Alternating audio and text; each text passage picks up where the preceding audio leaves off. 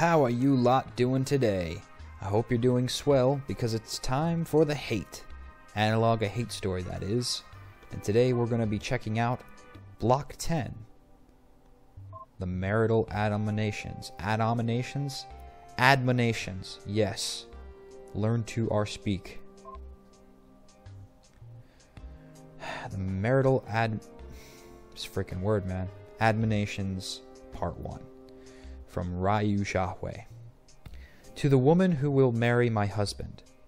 As you are doubtlessly aware, it is traditional for a nobleman's mother to write poetic admonitions to be sent to bride-to-be before she enters the family, explaining the circumstances and preferring advice to her. Sadly, your mother-in-law is long since departed, leaving the responsibility in my hands. Do keep in mind this is the old wife of the emperor. I never had any such letters sent to me, for reasons which I'll explain soon enough, and I have furthermore studied verse, only enough to know that I am unable to write it well. I hope you do not think less of me, young pale bride, for addressing these letters in plain speech instead. Rather, pay attention to my words over my form, and please do not be hasty in erasing these letters after reading, for your own sake. I hope you find the advice and knowledge I will impart on you useful. Well, somebody didn't delete these. Yeah, like I said, I suggested she just wrote them in straight prose. As for the reason why she didn't get anything from her mother-in-law, well, that's pretty complicated. There were kind of some issues in the family there. Issues? That's an understatement. You'll see what I mean if you read on. Then read on we shall. To Marital Admonitions Part 2. To the woman who will marry my husband. That's such a weird phrase. To the woman who will marry my husband. That's bizarre. As you are no doubt aware, the Ryu family has an extremely long and proud history. Every man to hold the title captain and emperor has always been of our house, and you are here to make sure that continues for another generation. The name goes all the way back to the ancient times. Mythology speaks of a Captain Ryu who had control of even the ship's movement through the stars themselves.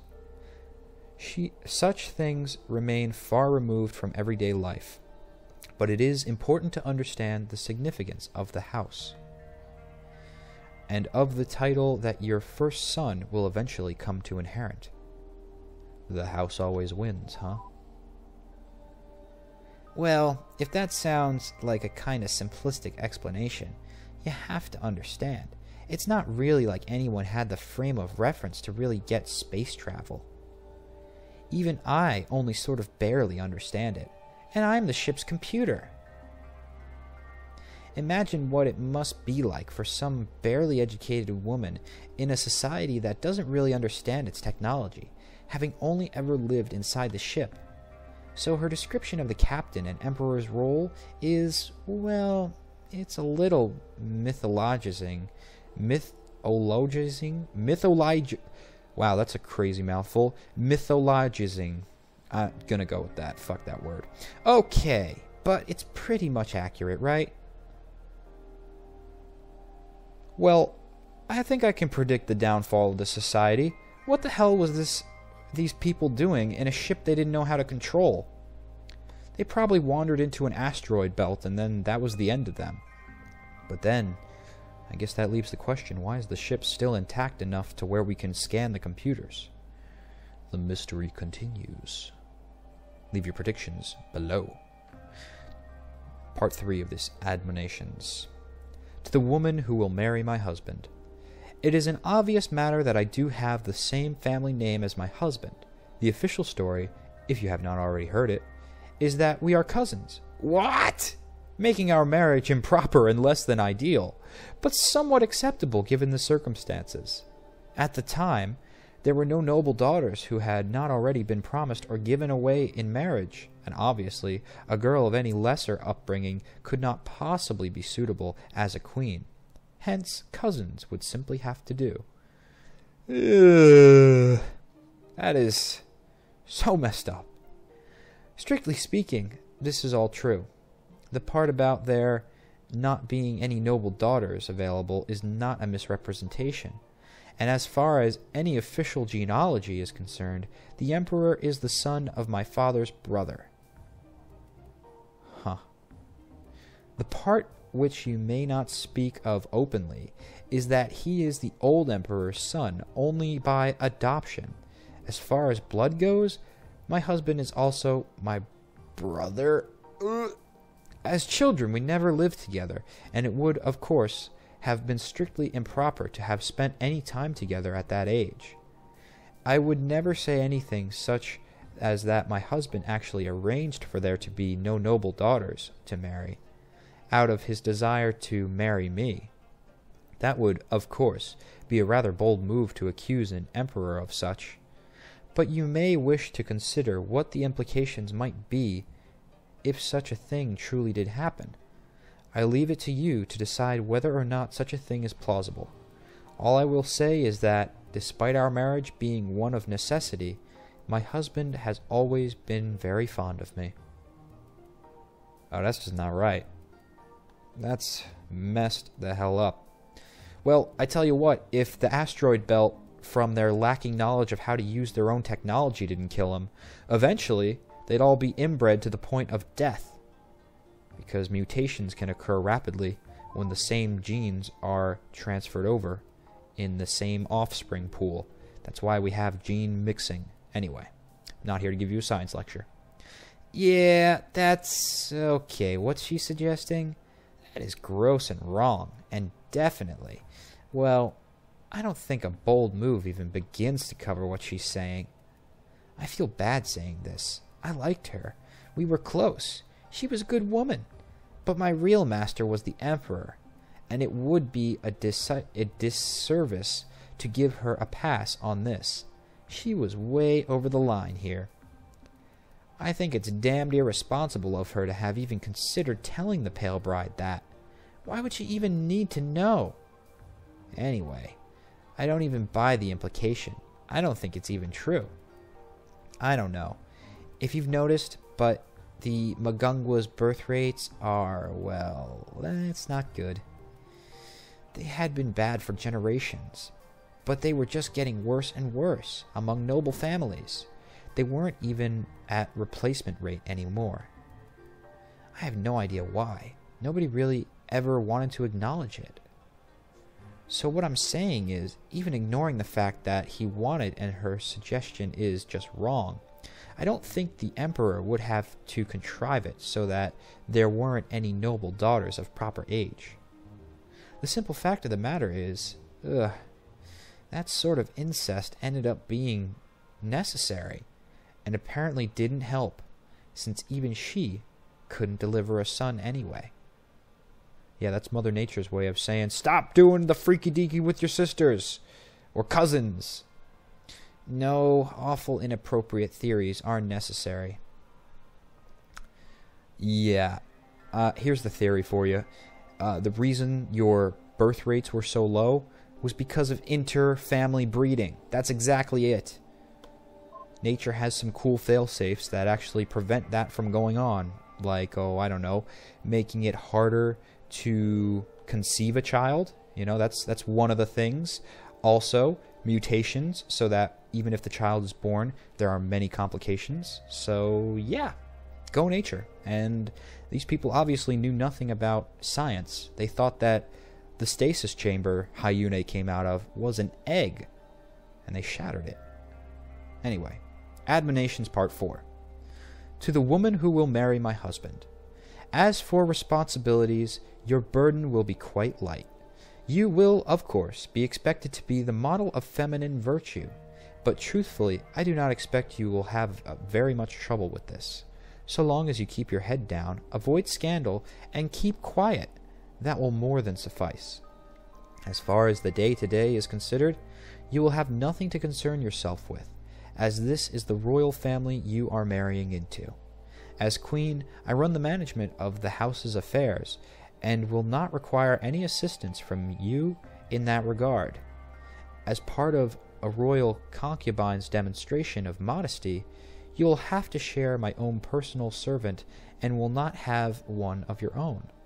While you will not have to be responsible for all the housework, be modest, and do not remain idle at her expense.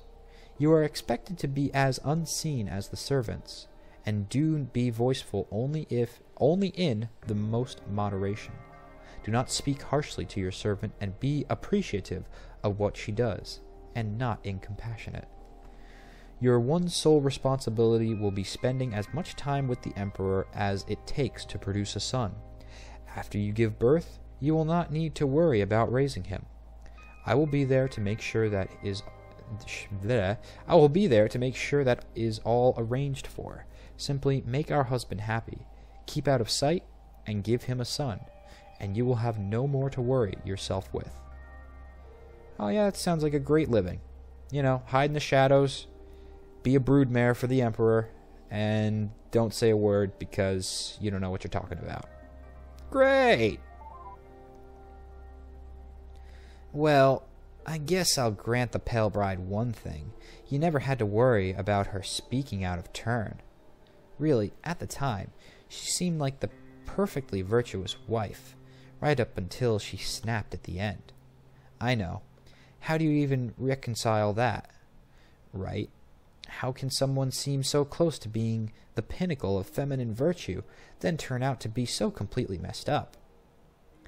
I still don't get it. Not even slightly. Yeah, so again, we have a reiteration that it seems like Hyune murdered everyone on board. Huh. I don't know if I buy it. Why would she do that? I mean, these people are scumbags, but why would she kill everyone? And I guess even herself, because now all that's left of her is the AI. Anyway, part 5. To the woman who will marry my husband. The virtues which you are expected to demonstrate are simply those expected of any woman, and given your noble upbringing, I will not condescend to treat you as if you do not already know them quite well. You are expected to be quiet and obedient to me as well as obviously to our husband. Perchance you are scolded. Trust my judgment as your elder. I will never act out of anger or spite. If scolded by our husband, always respond with a smile, for your relationship with him must always be warm, and he is a wise man. I do not, however, anticipate such things will be problems. He told me of the interview in which he spoke to you, and had nothing to report at all on your manner of speech, so I trust it was entirely proper and polite. In the light of that, I will say nothing further of the matter. As far as ritual